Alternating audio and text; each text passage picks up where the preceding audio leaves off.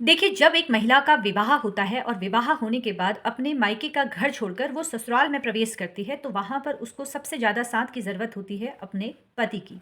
जहाँ पर पति भी अगर उस पर अत्याचार करना शुरू कर दे, तो वहाँ पर उस महिला के पास क्या रास्ता रह जाएगा? जब महिला अपने घर को छोड़कर ससुराल में आती है, उसके साथ गाली-गलौज की जा रही है, अपशब्द भाषा का प्रयोग किया जा रहा है, बार-बार ताने दिए जा रहे हैं, जहाँ पर उसके माता-पिता को अपमानित किया जा रहा है। और जहाँ पर उस महिला से ये उम्मीद की जाती है कि घर के हर एक छोटे काम को वो करे, घर की हर एक ज़िम्मेदारी वो उठाए। सोचिए उस महिला को पर क्या बीतती होगी जहाँ पर उसे बार-बार अपमानित किया जा रहा है। आज भी ऐसी बहुत सारी महिलाएँ हैं जो अपने ससुराल में रहकर इस तरह से अत्याचार सह रही हैं। अब यहाँ पर इन महिलाओं की गलती क्या होती है? जो गलती अगर आपके साथ भी हो रही है इस तरह की घटना, जो गलती आपको नहीं करनी है।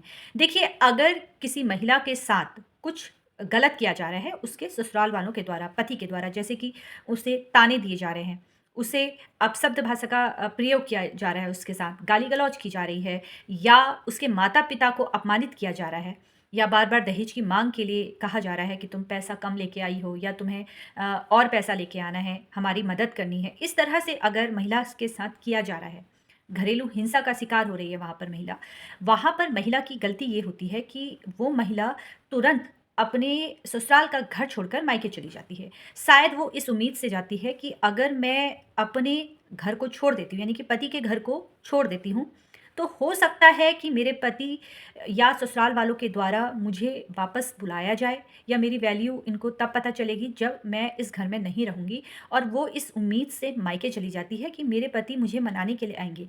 लेकिन यहाँ पर मामला उल्टा हो जाता है। यहाँ पर जो लोग आपको पहले ही उस घर से निकालने की सोच रहे हैं, आप खुद ही उस घर से बाहर चली जा रही हैं। तो कोशिश कीजिए कि अगर आपके साथ कोई घरेलू हिंसा हो रही है, शारीरिक हिंसा हो रही है, मानसिक हिंसा हो रही है, तो आपको ससुराल में रहकर ही मामला दर्ज करवाना है। मामला आपको आप ऑनलाइन माध्यम से भी दर्ज करवा सकती हैं। आप एफआईआर जो आजकल होती है, वो ऑनलाइन माध्यम से भी हो जाती है। तो कोशिश करनी है आपको कि आपको ससुराल के घर पर रहकर ही मामला दर्ज करवानी है। आप ये सोचकर अपने मायके चली जाती हैं कि मेरा पति मुझे मनाने आएगा, लेकिन वो पति जो आपको स्वयं छोड़ना चाह रहा है, वहाँ पर वो व्यक्ति कभी आपको वापस बुलाने के लिए नहीं आएगा। आप 3-4 महीने जब मायके में चली जाती हैं, रह लेती हैं, उसके बाद आप उनसे बात करने की कोशिश करती हैं, तो वहाँ पर वो व्यक्ति आपसे बात भी नहीं करता है और उसके बाद जब आप कानूनी कार्यवाही करना शुरू करती हैं, फिर उसके बाद रिश्ते खराब होते रहते हैं। इसलिए आपको जो भी करना है, अपने ससुराल के घर पर रहकर ही करना है। व अगर आपको अपनी जान का खतरा नहीं है, जहाँ पर आपको लगता है कि नहीं आपके साथ इस तरह की मारपीट नहीं होगी, सिर्फ़ मानसिक दिक्कत वो आपको दे रहे हैं, तो वहाँ पर आपको ससुराल के घर से ही मामला दर्ज करवाना है, क्योंकि ससुराल में रहकर ही आप एविडेंस अपने तैयार कर सकती हैं। मेंटेनेंस का मामला अगर आने वाले समय में आपको करना पड़ेगा, तो वहाँ पर सारे एविडेंस आपके ससुराल में ही होंगे, जहाँ पर जिसकी सहायता से आप मेंटेनेंस अधिक से अधिक पा सकती है। इसलिए वो महिलाएँ जिन पर वाक़ई अत्याचार होता है, जहाँ पर मानसिक हिंसा का उनको रोज़ सामना करना पड़ रहा है, जहाँ पर पति गाली-गलौज कर रहा है, जहाँ पर पैसा नहीं देता है, खर्चा नहीं दे रहा है, तो वहाँ पर आपको ये कोशिश करनी है कि वहीं से आपको अपना मामला दर्ज करवाना है, क्योंकि आप जितनी मजबूत ससुराल में हैं, उतनी मजबूत शायद मायके में नहीं रहेंगी, क्योंकि मायके में अभी तो आप गुस्से से चली जाती हैं, लेकिन कल जब आपके माता-पिता और घर के अन्य सदस्य जैसे आपके भाई-भाभी कुछ समय आपको रख सकते हैं वहाँ पर 3 महीने, 6 महीने, लेकिन उसके बाद वो भी यही सोचेंगे कि आप अपने घर चले जाइए। देखिए, महिलाओं की का जो जीवन है, जैसा कि आपको पता है कि वो 2 घरों में विभाजित है, एक पति का घर और एक अपने मायके का घर। मायके का घर आप कुछ समय के लिए रह सकती हैं, लेकिन वहाँ पर हमेशा आप नहीं रह सकती हैं। अगर किसी के माता-पिता उसका खर्चा नहीं उठा पा रहे हैं अपनी बेटी का, वहाँ पर उसको रखना मुश्किल है।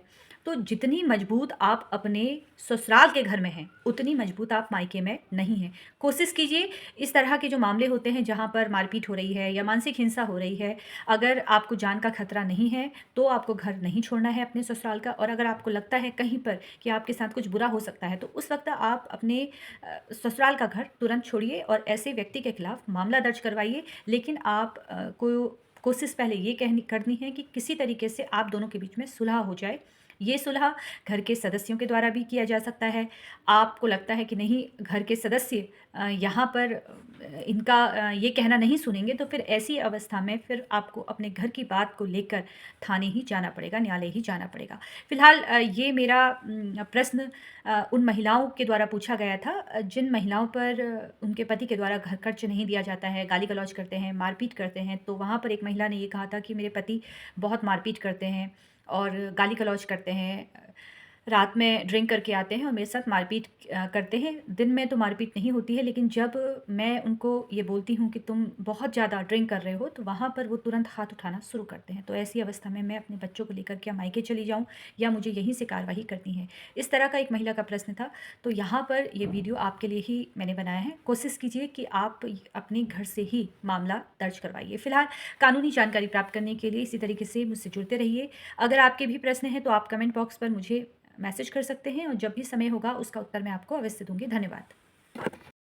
अगर पारिवारिक विवाद आप लोगों के बीच में शुरू हो गया है, जहाँ पर अभी बात बहुत मामूली सी है और अब इस मामूली सी बात को बढ़ा-चढ़ाकर प्रस्तुत किया जा रहा है, जहाँ पर इसमें आपके माता-पिता भी शामिल हैं, आपके सास-ससुर भी शामिल हैं। अब अगर आप दोनों के बीच में बात बहुत छोटी है और वो बात बढ़ते-बढ़ते काफ़ी बड़ी हो गई है, तो ऐसी अवस्था में किसी महिला को पहले तो अपना घर छोड़कर नहीं जाना चाहिए, अगर बात बहुत मामूली सी है। अगर आपकी पत्नी चली भी जाती है, मान लेते हैं कि एक महिला है जिसका घर में अपने पति को लेकर मतभेद हुआ, घरवालों को लेकर मतभेद हुआ और महिला तुरंत अपना सामान लेकर मायके चली गई।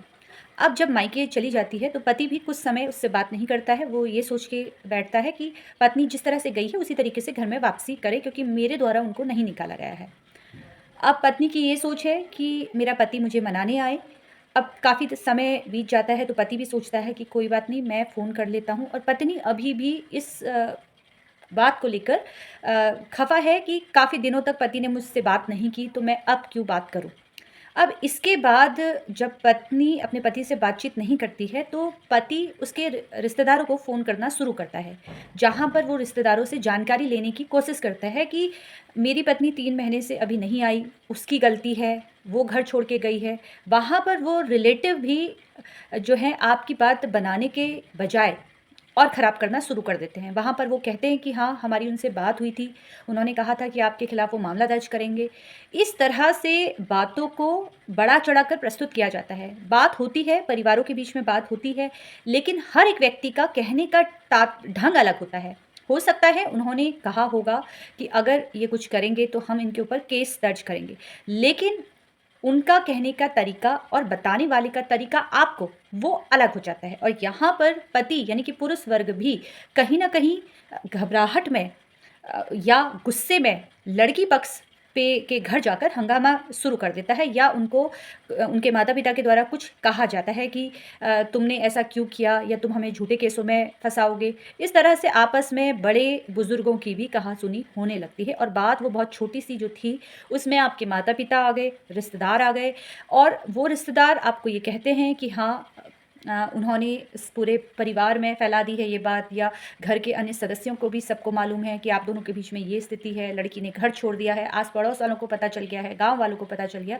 तो कहीं न कहीं आपके रिश्ते को ख़राब करने के पीछे वो रिश्तेदार भी इसमें शामिल हैं, जो आपको गलत जानकारी आपके साथ साझा कर रहे हैं। आप उनसे जानकारी ले रहे हैं कि लड़की क्या कर रही है, उनका अगला कदम क्या होगा। वो जानकारी आप उनसे लेते हैं, लेकिन साथ में इस तरह की गलत जानकारी भी आपके पास आ जाती है। इसलिए अगर दोनों का रिश्ता ख़राब है तो बैठिए, बात कीजिए, सामने-सामने बात कीजिए, किसी को भी बीच में मत लेके आइए। जैसे बहुत सारे लोगों के घरों में मैं देखती हूँ कि वो अपने मामा जी को लेके चले जाते हैं, चाचा जी को लेके चले जाते हैं, घर के अन्य परिवार के सदस्यों को लेके चले जाते हैं। तो पति-पत्नी के रिश्ते में अगर जो 2 लोग हैं, जो 2 लोग जानते हैं असल में बात कहाँ से ख़राब होना शुरू हुई थी, वो दोनों ही जानते हैं, तो वो दोनों ही बेहतर तरीके से उस मामले को ख़त्म कर सकते हैं। जहाँ पर बात आ जाती है बच्चों की, तो वहाँ पर बड़ों का होना ज़रूरी होता है। लेकिन जहाँ पर एक महिला और पुरुष है जो काफ़ी बड़े हैं, जिनकी उम्र 35 साल है, 40 साल है, तो वहाँ पर वो खुद समझदार हैं, जहाँ पर वो अपनी घर गृहस्थी को आसानी से उनके द्वारा बचाव किया जा सकता है। तो वहाँ पर मुझे लगता है कि अगर वो दोनों बैठकर ही बात करें, तो काफ़ी हद तक मामला ख़त्म हो सकता है। लेकिन जहाँ पर घर के रिश्तेदार आ जाते हैं, और वो भी वो रिश्तेदार जो खुद उनके करीबी नहीं होते हैं, तो वहाँ पर वो बात बिगाड़ने की बजाय और ख़राब होने लगती है और फिर आप लोगों का मामला जो आता है वो न्यायालय तक पहुँच जाता है। और जब एक बार न्यायालय में मामला आ जाता है तो फिर वहाँ पर कुछ बातें आपके द्वारा गलत कही जाती है, यानी कि लड़का पक्ष भी गलत करता है और लड़की पक्ष भी फिर गलत करना शुरू करती है और मामला सुधरने की बजाय बिगड़ता ही चले जाता है, उलझता ही चले जाता है। इसलिए जब मैं क्लाइंट को सुनती हूँ, जब अपने क्लाइंट से बात करती हूँ, तो वहाँ पर उनकी बातों का जो पहला सेंटेंस होता है वो यही होता है कि मैडम पहले हम दोनों के बीच में बिल्कुल सही था, सही तरीके से हमारे परिवार में बातचीत होती थी या नोक-झोंक जो हुई थी वो शुरुआत के समय में हुई थी। अब नहीं हुई, लेकिन अचानक मेरी पत्नी में चेंज आने लगा या मेरे पति अपनी माँ और बहन की ज़्यादा सुन रहे हैं। तो इस तरह की जो सिचुएशन है, अगर आपके साथ हो रही है तो कोशिश कीजिए खुद ही मामला सॉल्व करने की। वहाँ पर अगर आप किसी और को लेके आते हैं तो मामला काफ़ी हद तक ख़राब होने की हो सकता है मामला। और ख़ास तौर पर रिश्तेदारों की बातों पे आकर अपने रिश्ते को ख़राब मत कीजिए। बातचीत कीजिए, सामने-सामने जाइए, बातचीत कीजिए, मामला आप बहुत अच्छे से आसानी से आप सँभाल सकते हैं। फ़िलहाल कानूनी जानकारी प्राप्त करने के लिए इसी तरीके से मुझसे जुड़ते रहिए और अभी तक आपने मेरे चैनल को सब्सक्राइब नहीं किया है तो आप सभी से निवेदन करूँगी कि मेरे चैनल को अधिक से अधिक लोग सब्सक्राइब कीजिए और वीडियो पसंद आया हो तो इसे शेयर करना बिल्कुल भी ना भूलें। इसी तरीके से सोशल मीडिया के अलग-अलग प्लेटफ़ॉर्म पर मुझसे जुड़ते रहिए। धन्यवाद।